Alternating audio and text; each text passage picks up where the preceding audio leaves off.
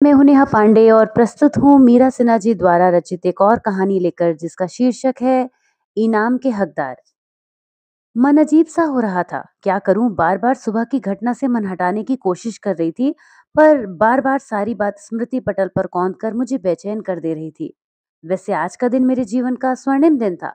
मेरे उपन्यास को साहित्यिक अकादमी पुरस्कार मिला था और उसी संदर्भ में टीवी वाले मेरा इंटरव्यू लेने मेरे घर आए थे। पूरे घर में उत्सव जैसा माहौल था। पति और बच्चे सभी उत्साहित थे। मैं भी नियत समय पर घर का सारा काम समाप्त कर ड्राइंग रूम में आ गई थी। पति, बच्चों और सास सभी को टीवी में दिखाई देने की ललक थी। टीवी वालों ने मेरा इंटरव्यू लेना शुरू किया, मेरे उपन्यास के बारे में प्रश्न किया, मेरी रचना प्रक्रिया के बारे में जाना और फिर मेरे पति की ओर मुखातिब हुए। कैसा लगता है आपको अपनी पत्नी की इस उपलब्धि पर? पति बोले, बहुत अच्छा। इंटरव्यू वाले ने पुनः प्रश्न किया, और आपका इसमें अपनी पत्नी के साथ सहयोग कितना रहता है? पति बोले, अरे सहयोग की बात क्या कर रहे हैं, जानते नहीं लेखिका का पति हूँ, जाने कब उनका लिखने का मूड बनाए, इसलिए मैं उन्हें पारिवारिक दायित्वों से मुक्त रखता हूँ, यही मेरा सहयोग है। टीवी वाले हंसने लगे। तब तो असली इनाम के हकदार आप हैं। इंटरव्यू हंसी खुशी के माहौल में समाप्त हो गया, पर तब से मेरा मन अजीब सा हो गया है। बार बार मुझे पति का यह कहना कि मैंने उन्हें पारिवारिक दायित्वों से मुक्त कर रखा है, इस बात ने मन में अजीब सा अवसाद भर दिया है। कैसे सारा श्रेय खुद ले लिया। यह तो मैं जानती हूँ कि अपनी इस अभिरुचियों को जीवित रखने के लिए मैंने कितना संघर्ष किया है। मेरे पति वकालत करते हैं और मैं एक प्रतिष्ठित इंग्लिश अध्यापिका हूँ। 2 बच्चे हैं। ये तो बच्चे उसी स्कूल में पढ़ते हैं जहाँ की मैं अध्यापिका हूँ, तो मैं 4 बजे ही अलार्म घड़ी की आवाज़ से उठ जाती हूँ और फिर शुरू होता है खुद की तैयारी, बच्चों को उठाना, उन्हें तैयार करना, बच्चों और स्वयं का टिफ़िन बनाना, पति को बेड टी देना, लंच के लिए सब्जी-दाल बनाकर रखना। पति का लंच नहीं पैक करती हूँ और रोटियाँ नहीं सेकती हूँ, क्योंकि सास का कहना रहता है, सुबह की ठंडी रोटियाँ भैया कैसे खाएँगे? स्कूल में बच्चों के साथ, फिर बच्चों को लेकर स्कूल से लौटते समय घर की सब्जी और ज़रूरत का सामान लेकर लौटती हूँ, तो थकान से शरीर का पोर-पोर दुखता है। लगता है किसी तरीके से बच्चों के लिए चावल बनाकर, उन्हें खिलाकर और स्वयं थोड़ा-सा खाकर कमर सीधी करूँ, पर वह कभी नहीं कर पाती हूँ कि घड़ी शाम के 4 बजा देती है और पति के कोर्ट से वापस आने का समय हो जाता है। नाश्ता के बाद पति चैम्बर में बैठ जाते थे, जो कि उन्होंने घर पर ही बना रखा था। बच्चों को होमवर्क कराते, रसोई समेटते, सुबह की तैयारी करते रात के 11 बजते थे। बीच-बीच में पति के चैम्बर से मुंशी जी आ आकर चाय की फरमाइश करते रहते। प्रैक्टिस चले न चले, वकीलों को यह दिखाना तो जरूरी होता है कि वे बहुत व्यस्त हैं। इसीलिए चैम्बर में 4-5 मित्र और मुवक्किलों की मजलिस जमा रहती। उन्हीं के लिए बीच-बीच में चाय बनाकर देना होता। उसके बाद किसी तरीके से कुछ लिखने का यत्न करती हूँ तो पति की आवाज आती है, भाई लाइट चुभ रही है, बंद करो। कोई थका हारा आदमी रात में घर में चैन से सो भी नहीं सकता। तुम तो कॉलेज से दिन में जल्दी आ जाती हो, तब ये खटरा क्यों नहीं पालती हो? दिन में समय कहाँ मिलता है? मैं झुंझलाकर बोलती। अब जो समय मिलता है उसमें सोना भी जरूरी होता है। ये मेरी सास की टिप्पणी रहती। माँ, इतनी सुबह से उठी रहती हूँ, इतनी देर भी आराम ना करूं तो शाम को कोई काम करने लायक नहीं बचूंगी। इस पर सास का जवाब आता, तो मैंने ऐसा क्या कह दिया? मैं भी तो यही कह रही थी कि अब हम लोगों का तो ज़माना है नहीं कि सुबह से उठकर घर का सारा काम करो और दोपहर खाली हो तो बच्चों के लिए सीना पिरोना, चादरें काढ़ना, तकिया जिलाफ काढ़ना, मेजपोश काढ़ना, क्रोशिया की लेस बनाना, स्वेटर बनाना, चार बड़ी बनाना, ये सब काम करते थे। आजकल की औरतों की तरह सुकुमार नहीं होते थे कि 4 आदमी का खाना बनाया और थक गई। मेरा पारा एकदम हाई हो जाता था और मैं कुछ कटुवित बोलने वाली होती थी तो पति इशारों से बरस देते, पर बोलते माँ की ही तरफ। खैर छोड़ो इन सब बातों को, पर इतना तो सच है कि जहां चाह वहां राह। खैर इस समय लाइट बंद करो, नहीं तो मैं नहीं सो पाऊंगा। कोई छुट्टी का दिन होता और पति का अवकाश नहीं होता तो बाहर के और घर के न जाने कितने काम सर पर आ जाते। कहीं नल टपक रहा है, कहीं बिजली का बिल जमा करना है, कहीं कुछ बिजली के उपकरण खराब हैं, कहीं कुछ बच्चों को लेने जाना होता है। बस घर और बाहर के चक्कर लगाते दिन बीत जाता। पति से किसी सहयोग की अपेक्षा न थी, क्योंकि एक तो स्कूल में कोर्ट के अनुपात में कुछ छुट्टियां अधिक होती हैं और दूसरे मेरा पढ़ा लिखा होना भी मेरा बहुत बड़ा अवगुण था, जिसके कारण मुझे घर और बाहर दोनों ही संभालने पड़ते थे। ऐसे में कैसे कुछ छुटपुट कहानियां और यह उपन्यास लिखा गया, वह तो ईश्वर ही मालिक है। पर जब पुरस्कार की घोषणा हुई तो कैसे बिना हिचक उसका सारा श्रेय ले लिया। मैं टीवी खोलकर बैठ गई। कोई पिक्चर आ रही थी, पर मन उसमें भी नहीं लग रहा था। वह नारी के शोषण और उत्पीड़न की कहानी मन और कसैला हो गया।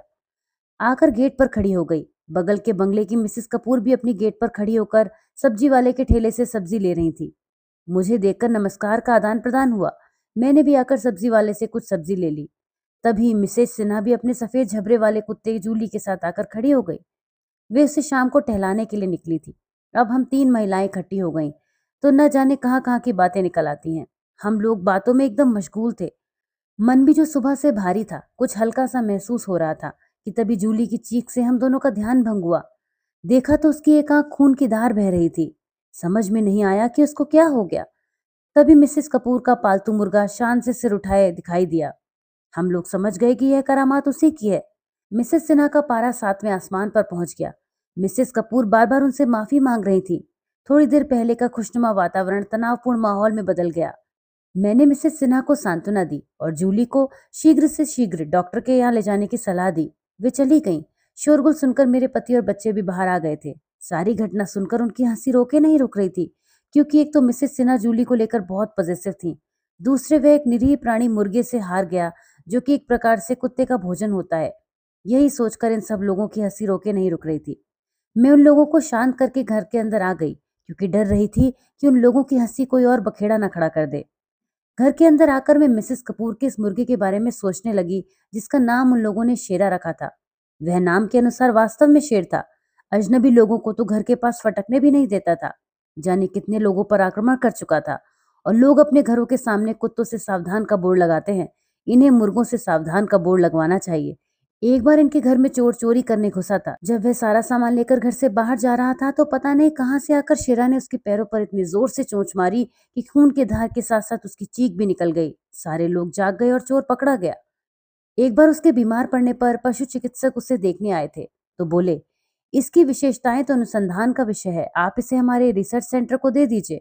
हम लोग यह पता लगाएंगे कि यह इतना विशेष क्यों है। इसकी अच्छी खासी कीमत भी हम लोग आपको दिलवा देंगे। घर का कोई सदस्य इसे देने को राजी न हुआ। इसका आना भी मिसेस कपूर के घर संयोग ही था। हमारे घर से 8-10 घर दूर एक बंगले में पोल्ट्री फार्म खुला हुआ है। उनके मालिक के बेटे अंशुल और मिसेस कपूर के बेटे सूरज में काफी अच्छी मित्रता है। यह 5-6 वर्ष पूर्व की बात होगी। तब नया नया पोल्ट्री फार्म भी खुला था। एक दिन सूरज अपने मित्र अंशुल के यहाँ से 4-5 चूजे ले आया। बोला, इनको पालेंगे, हम भी पोल्ट्री फार्म खोलेंगे। मिसेस कपूर बहुत नाराज हुई, तुरंत वापस करने को कहा, मगर सूरज रोने लगा।